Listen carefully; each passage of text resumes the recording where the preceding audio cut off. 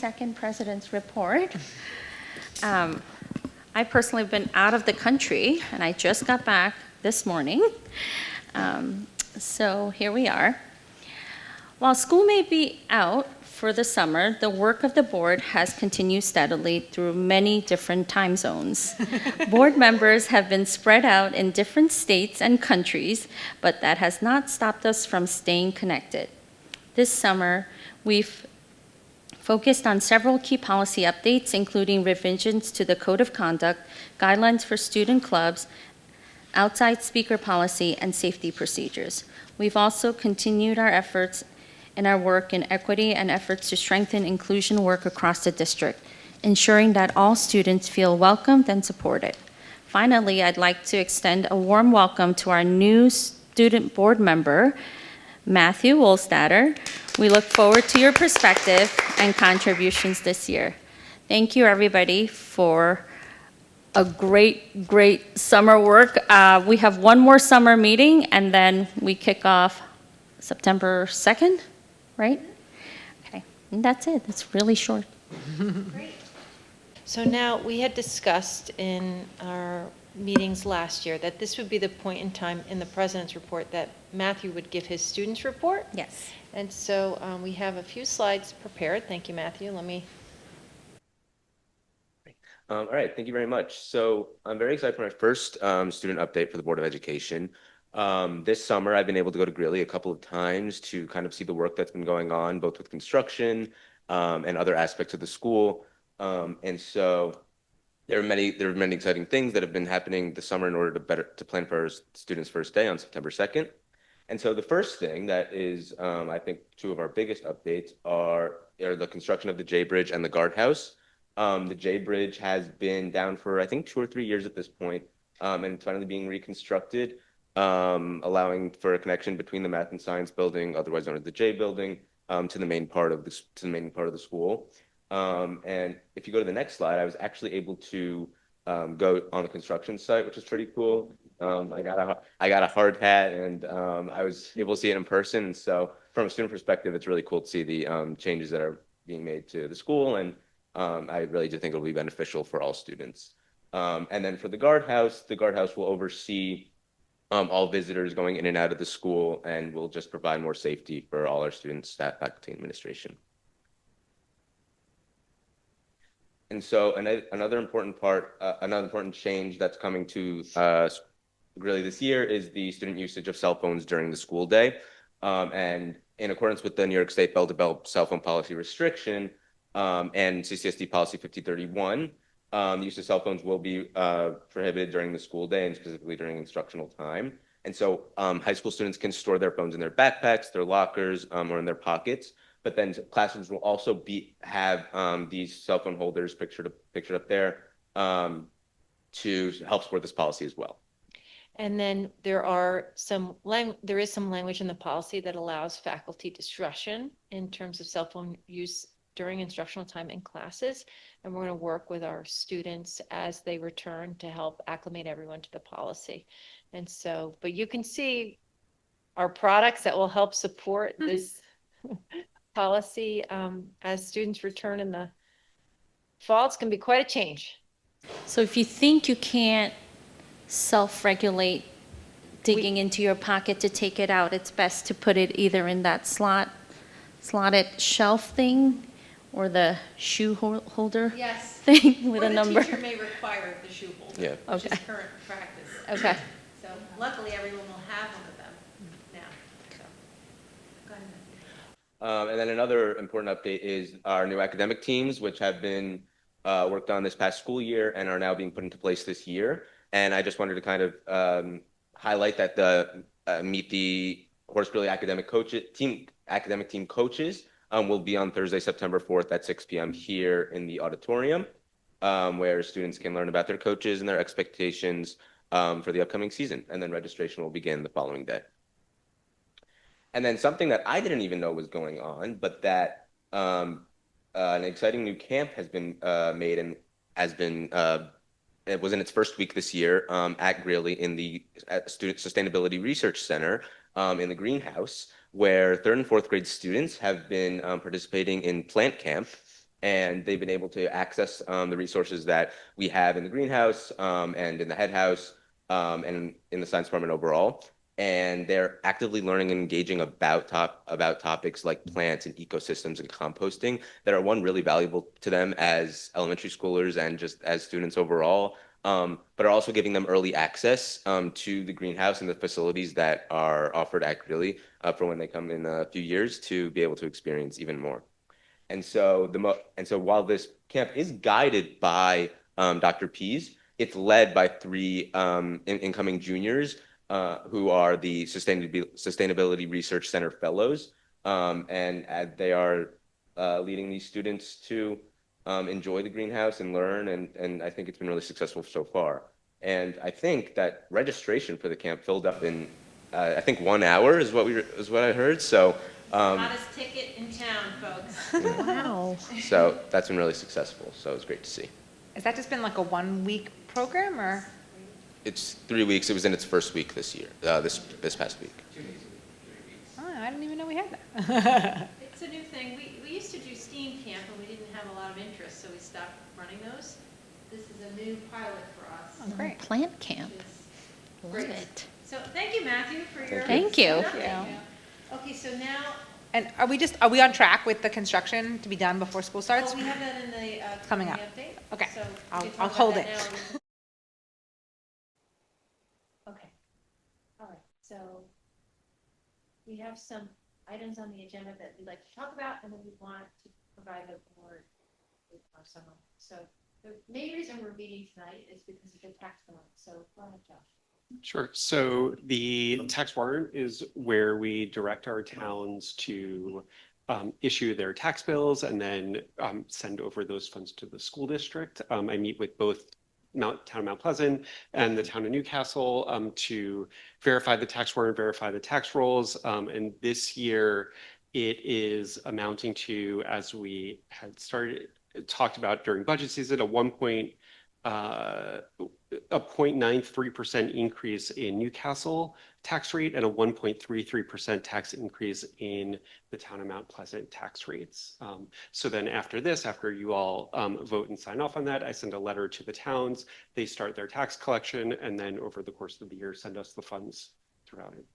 So we have a lot of construction happening this summer. We've been meeting biweekly with all of our trades. The athletic pavilion, you're seeing the roof is going on now. The piping and everything is already installed. The electrical is already installed. So now they're putting the shell in the building. So it's going to go up fairly quickly over the course of the next 3 weeks. In the meeting today, they said that they're on schedule to open by the start of school this year. The tennis court lights are up. They're just this Saturday. There's going to be a changeover of the electric and they should be up and running by next week. The HVAC, so the next slide has the HVAC at all of the schools is on schedule. The electrical upgrades are on schedule. Everything, all of that should be up and running. The elementary school should be turned on next week. And then the high school and the middle schools will be done by the beginning of the school year. The only question mark always is construction at Bell. We have to crane into the roof piece of it. So that's the only thing that might be delayed by the start of school, but they are still on schedule to finish it by school right now. But I have that concern. And I know people are frustrated our tennis courts aren't open right now. I totally understand that. But we have too much happening on that path to have that space open for anybody. And so as soon as all that heavy construction is done, we will open them back up for the community because we are getting a little feedback around that. I love that our people want to exercise. It's great. Track is open. Just go around. But that pathway is too dangerous for children. And if we can't open it for our kids, we can't open it for anybody. Okay.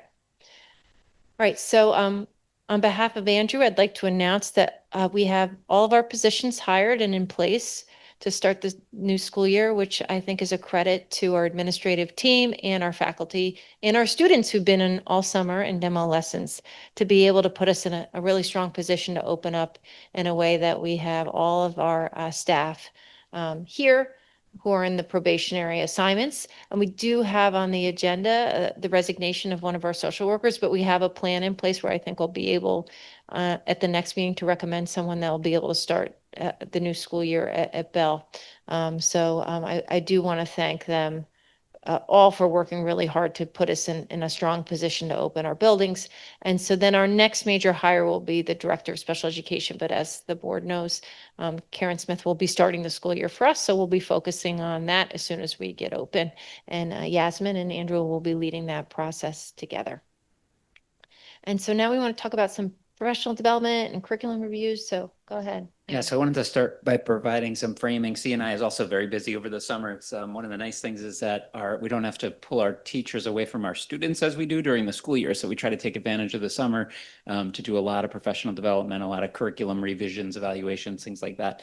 I wanted to start with a graphic that many of you have seen. It might be new to some of you, but this is a kind of a seemingly simple graphic that drives pretty much all of the curriculum work in the entire district for every subject, for every course.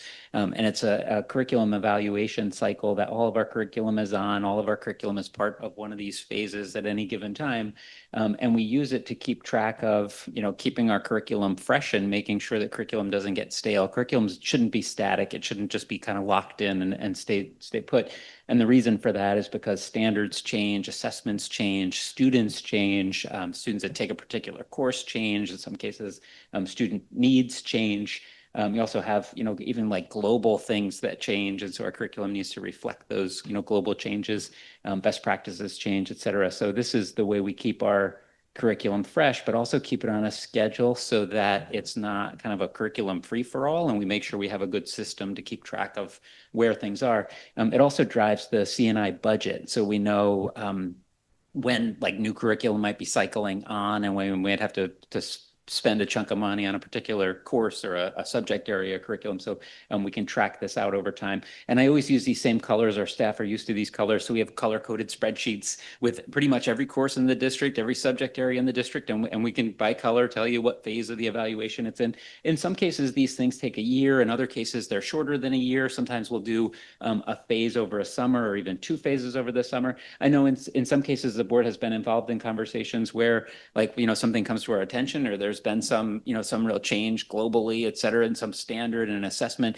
And we say we need to jump right into an evaluation phase. We're going to evaluate that curriculum. We're going to make some adjustments. In some cases, we've hired outside consultants to help us with that. In other cases, we've done it internally. But this is really the document that kind of drives that whole cycle. So I just wanted you to see those phases. And then I'm not going to go through all these parts, but I know we've had some discussions about how do we evaluate courses? How do we evaluate programs? How do we know that, we've got this continuous improvement model? And how do we know that, let's say, the implementation of a program or the pilot that we're choosing, how do we know if that is any better than what we were doing before?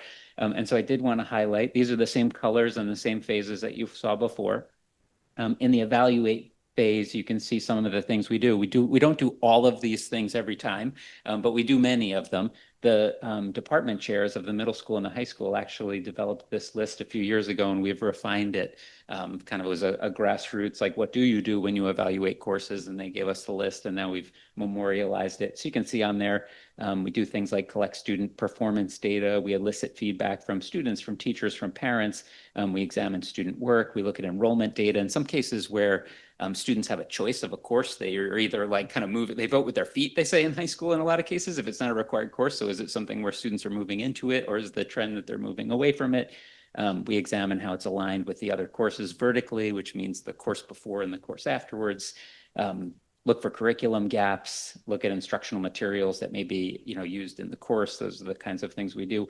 We'll also use outside consultants, as I mentioned. In some cases, we'll use Tri-States. Tri-States actually is visiting us this fall. We're going to have them look at our literacy program at the elementary school and tell us to what extent they believe our literacy practices are aligned with the best practices that New York State has articulated through their brief. So those are the things that we do to evaluate, and you can see the different pieces and the different stages there.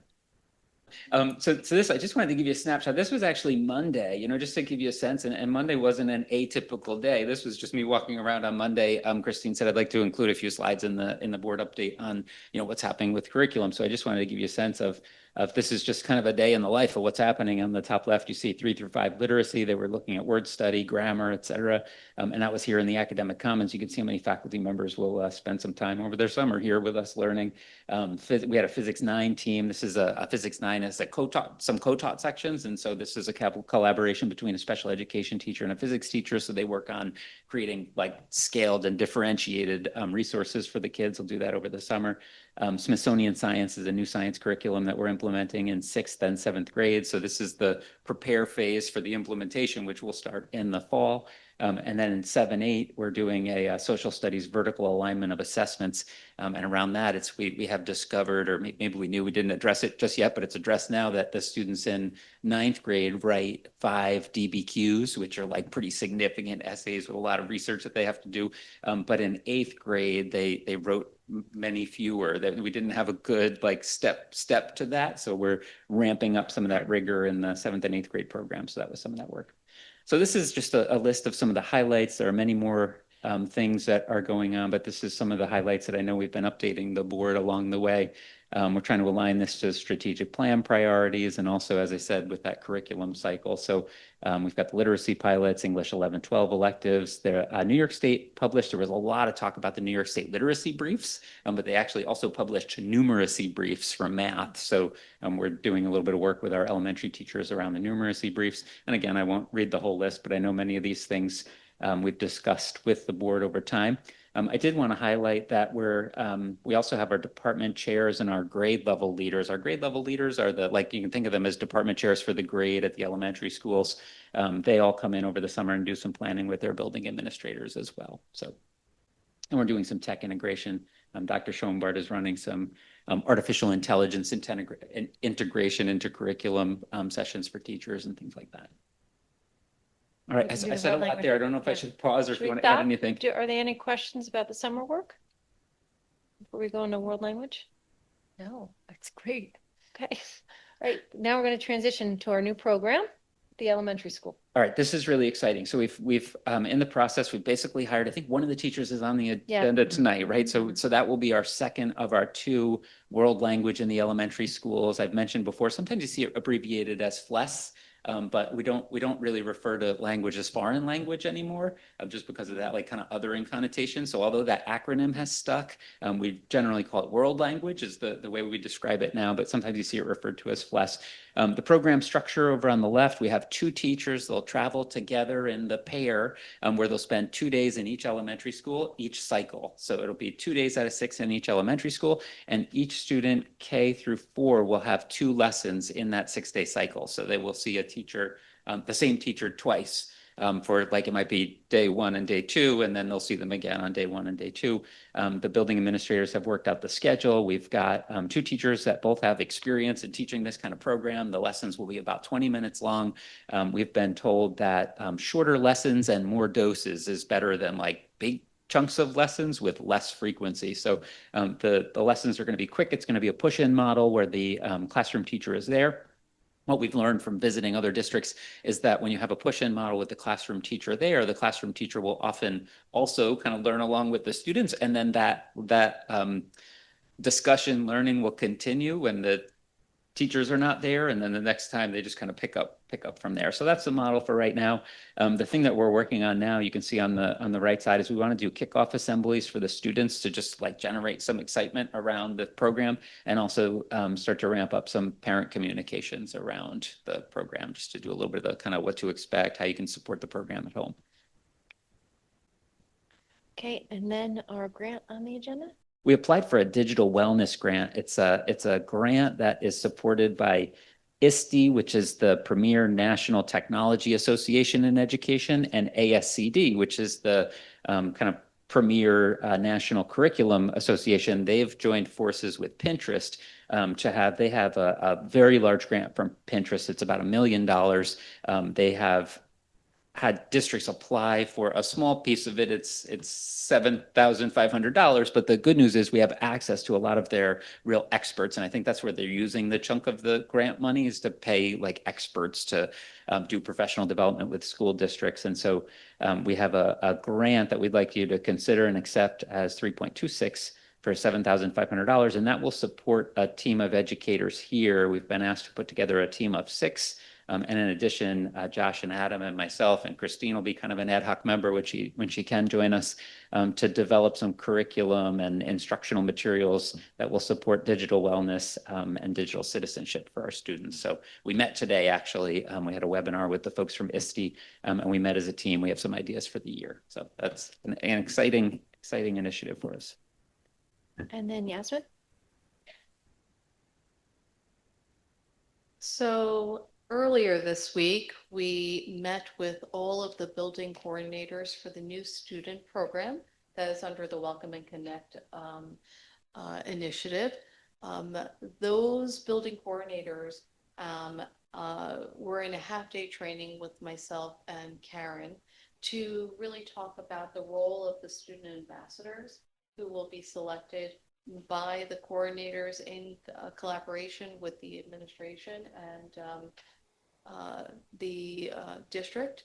In addition, we looked at how to further engage families, what welcome packages would consist of when students come on August 20th for their new family orientation, and how to continue the welcome initiative throughout the course of the year by having the student ambassadors have a real structured training program. And so we really have focused on creating an agenda for that in our half-day training session. In addition, we have a website which will have underneath it a digital communication hub, and the new family orientation in each of the grade levels and buildings is happening on August 20th. And so the new coordinators will be at those events in addition to PTA, administration. Families will be getting letters on Tuesday welcoming them formally to this event on August 20th, but they've had lots of reach out as they've come on board from our administration and our school counselors. And I just wanted to, there's a link to the Welcome and Connect website that is up and running that we will be moving through over the course of the year and adding to it as the program becomes more and more robust and we developed sequences of trainings for all individuals. It's really a place that a new family can go to and have everything under the one roof. Students, families, and anyone who really wants to know more about how to get resources. Okay. Yeah, this is part of our strategic plan, and so this is one of our areas that we worked on last year to try to enhance the experience for our new students that are moving into the district. Because what we found is we do a great job onboarding, but then the connection is lost. And so Yasmin's working with our adults in the buildings responsible for oversight for our new families to ensure that connection continues throughout the school year. And so working with the CCT in our contract negotiations, we put a structure in place to be able to support this. About how many new students have come in this year? So Or are it's- coming in? It's variable from year to year, but in some buildings there are 14, in other buildings there can be 3.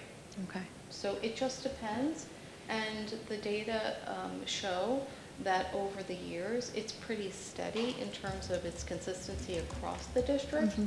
And we want outcomes for the students across the district to really be impacted by their welcome and the continued ability for them to know they have someone and a group of either students or coordinators that they can really be part of and go to with questions.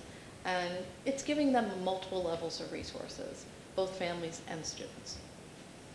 I think that's great. I think it's easier to navigate when you're in a new place if there's a specific group or entity or place that you can go to with any of your questions. So it's not like, well, now I have a question on athletics. So now who's the athletic director again? But do I talk to this person? And then now I want to talk about my math class. And do I need to speak to the department chair? Do I speak to the assistant principal? And so this will take care of everything. Well, this will definitely have the ability for the resources to be in one set location. What we hear from a lot of families is that, coming into a new district or coming into, say, the high school, everything is a lot of platform, data, information, where do I get this, what do I sign up for? And it's coming to you at a fast and ferocious rate. And so having the ability to have the orientation on the 20th allows for everything to sort of slow down and be customized for people that are new. And we just then will continue having those welcoming groups as we go through the course of the year, because naturally we have students that come in over the summer, but we also have students that come in across the course of the year as well. And we want to make sure we pick them up and that we have the same experience for them as well. So this will systematize that. Thank you. And then did you want to share about your meet and greet next week? Absolutely.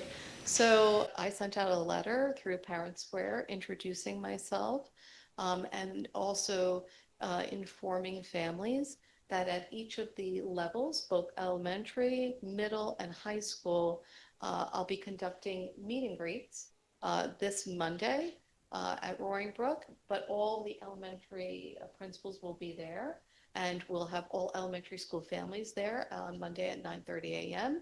And really, it's a forum in order for me to share a little bit about myself, talk a little bit about initiatives, talk a little bit about the entry plan, and also be able to have some nice dialogue back and forth, and always supported with some pastry, coffee. That's always a good thing. Snacks are important. And the principals will also be there too. Yeah. The principals of the buildings will principals be with. there. Absolutely. And then after the elementary school family meet and greet, I'll be going to the middle school family meet and greet on Monday at 11:45, and that will be held at Bell. And the principals and the APs as well for the middle school will be attending that. And then on Tuesday will be the high school families. So I'm looking forward to meeting the larger community. Now, do people have to sign up or they can just No, show up? just come on in. I'm only just wondering about how many people are here to come, because it is summer and they might be around, but they're just not aware because they're not paying attention. That's a really good point. So what I did in the letter was, in the conclusion paragraph, we made sure that to let people know that there will be more events in September when students return Great. for an opportunity to meet. Great, thank you. Dr. Ackerman, Yes. before we move on, I just had a question for Dr. Peace or two on the summer curriculum development. For a number of these, I know we have the upcoming next meeting or two, the district performance update. Will you be able to include some of those highlights of the various evaluation processes of these different curriculum as part of that update? Yeah, I definitely can. The standard performance evaluation report is kind of high-level NWEA, which Right. is the math and literacy assessment. We give that in grades 1 through 8. And also the reason that performance report exists at a high level is the state requires that we report our region scores and our New York State testing scores. But over the years, those assessments have changed a lot in a lot of ways. And so we've been using some other data to kind of keep track of how students are performing. But I can definitely work in other parts. If there's pieces that the board would like to hear more about, I can include those in there. I'm always trying to find a balance between how much I share and how much time you all have and want to listen to it. But if there's pieces that you like, I could talk for a long time about performance and assessment results. For me, I think some members of the community would appreciate hearing the reason why, the specific outcomes we're seeking with some of the curriculum changes, and then to be able to show that we're achieving those outcomes so people could understand why you're making particular changes. Yes. Yes. Yeah, there are some things in education that we've gotten very, very good at measuring, and we can measure at a very granular level multiple times over the course of the year. Literacy is one of them. You know, we have many ways to measure. There are lots of very well-researched tools, many of which we've implemented, and we track a lot of data on our students over time, you know, and we can see how students are growing, which students are growing, the impact of curriculum, where the gaps are in curriculum, and so we can, you know, make curricular adjustments, program adjustments, things like that. Some of them are a little bit more difficult, you know, because when we're talking about something like IB in the Life School or the elective program in English 11 and 12, the purpose of the Life School is like there's lots of pieces of it where there's lots of points that we could potentially measure, and so those are a little bit more challenging. It's not as easy as how is a student developing skills around literacy, but we could definitely include more. If the board has pieces they'd like to see, let me know. You know, share it with Dr. Ackerman or myself, and we can work those into the report. I think you'll be surprised and impressed with all of the different tools that are available and the data that we actually have, but we usually keep that report pretty high level, but we actually have some really good granular data that might be interesting to see some pieces of it. Thank I think you. it's always nice to see the bigger picture and then be able to see some of the detailed parts of the curriculum. Bless you. Especially, I know that we like to highlight the good things, but sometimes it's in some ways, if we see areas where we need to see growth, it's good for the community members to know, so that saying, okay, so this is an area where we need to grow, and this is how the district is working on that. And I think that's helpful for us in looking at the bigger picture and not just, okay, this is a problem, but there is a problem or there is a challenging area, and this is how the district is handling it. So I think that'll be helpful for us. Thank you. I think that's what I have, so we could talk between the next meeting to kind of iron out a couple suggestions of what we'd love to see. Thank you. Great. And then getting ready to open. So we have our new teachers coming in on the 19th, and our sports are starting on the 25th, and then our opening day with our full faculty is on the 28th. And that's also when we have kindergarten orientation, because we wanted to move that out of the first full day of school, so kids could all start on time, and also we wanted to make sure that our buildings were tight.